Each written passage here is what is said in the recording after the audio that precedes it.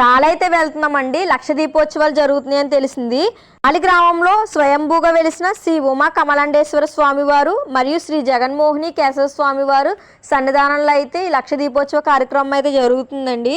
ఆ రెండు గుళ్ళు కూడా ఎదురు బొదురే ఉంటాయండి. మొత్తం ఆ గుడి నుంచి గుడి దాకా దీపాలు అయితే పెట్టేశారు.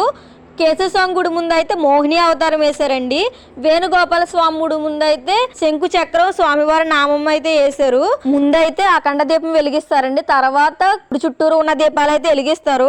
ఆ దీపాలు వెలిగించడానికి వచ్చిన జనం చూసి నాకైతే సౌండ్ లేదండి. చాలా మంది వచ్చారు. స్పేస్ కూడా దొరకలేదు దీపం వెలిగించడానికి. అక్కడ 3 గుళ్ళలోంచి కూడా 3 పల్లకిలు వస్తాయండి. పల్లకిలో దేవుణ్ణి కూర్చోబెట్టుకుని ఇంకా తిప్పుతా ఉంటారన్నమాట ఆ ప్లేస్ లోని.